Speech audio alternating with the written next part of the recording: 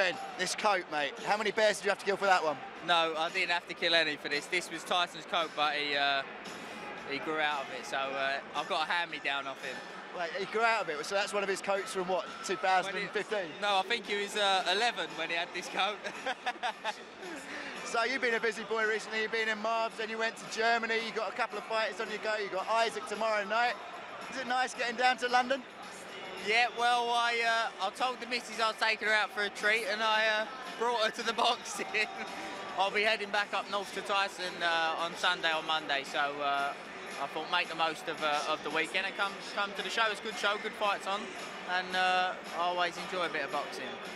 Nice to be at the Albert Hall as well. I mean, it hasn't been here for a number of years since Billy Joe fought it. I was here. He won in about 30 seconds. It was a good performance, and that was a good night of boxing as well. It's a very good venue. And obviously over the training camp for the Wilder fight, you wrestled the social media off Tyson. Looks like he's got his hands back on Twitter over the last couple of days. He's beefing with Wilder, beefing with everyone. Have you had to have words with him?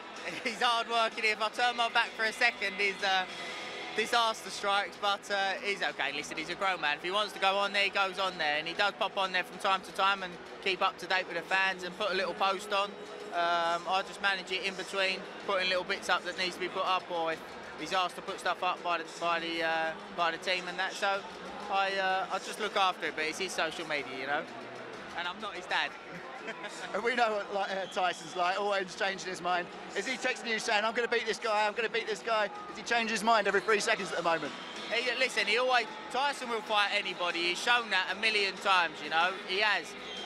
He puts his career in the hands of his advisors, MTK and Frank Warren, and the teams he's got around him, and Top Rank and ESPN and BT Sports.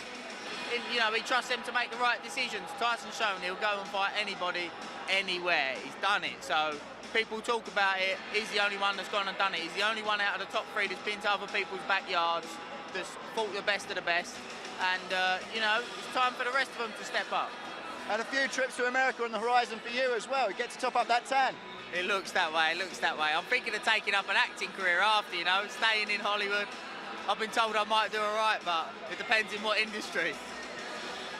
And Tyson, obviously, one of the stalwarts of the heavyweight division. Now we've just had Dubois knocking Cajano out in 2 rounds. Nathan Gorman's ringside. Are you seeing big things from those two in the heavyweight division? Yeah, definitely. Daniel's a beast there.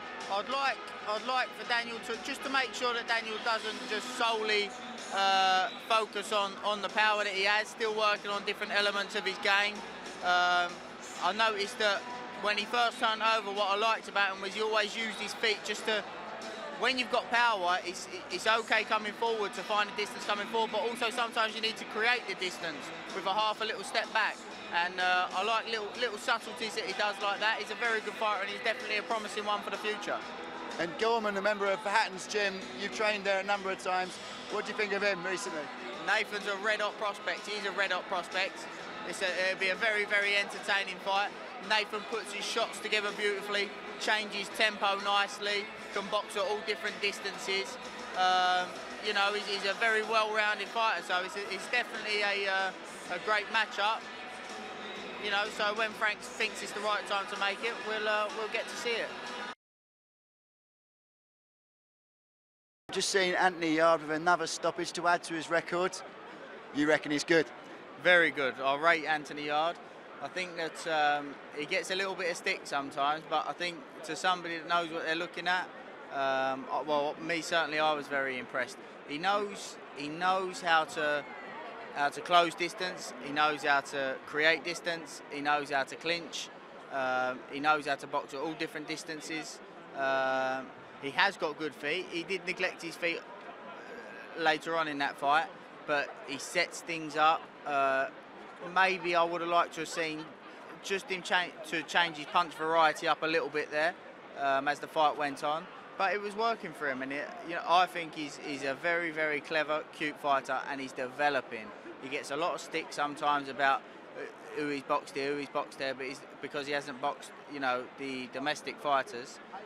But he's developing. He's getting the right fights in, and he's improving. There's a lot of fighters that have these fights, fight other domestic fighters, but they're never improving. And he is improving, and that's the main thing. He's developing. So, you know, he's definitely doing something right. And when his team believe that the time's right, they'll throw him in and put him in. But from what I'm seeing, I was very impressed there. And his trainer Tunde gets a lot of stick for that as well, in terms of picking his opponents and telling them when he's ready and when he's not. If you were in his position now, if you were in Tunde's position, what would you be lining up for the next couple of fights for Anthony? Tunde will know better than me because Tunde sees him every day. I've just seen that there. You know, I was interested to have a look at him tonight because I've obviously seen him on TV and seen other little bits, and I haven't seen much of him in the gym. But from what I've seen there, I was very impressed. All right, and just a quick word. BT announced that we've got Amir versus Terence Crawford in a few weeks. Amir, obviously a potential opponent for Tyson, apparently. Well, you know, Tyson's losing weight. We're working it. We're trying to drop the pounds, and hopefully we can meet a catch weight. And do you know Amir well? How do you reckon his chances are for this fight? Because obviously a huge star in Britain, and Terence Crawford is a pound for pound absolute staple in everyone's list. Really difficult fight, really brave fight for Khan to take, but how do you think he'll do? At that level, with two elite fighters like that, all boils down to game plan. Because Amir Khan can do can do a bit of everything. Obviously, he's got weaknesses in some areas, but both their strengths are to box, and it'll boil down to game plan and who's the smartest. So it's a fight that I'm looking forward to, but obviously I'm rooting for the UK man, Amir Khan. And you're a man who's going to America loads in the future. Are you going to take a little cheeky trip out to New York? Well, we'll have to see. We'll have to see. All right, mate. Nice one. Cheers.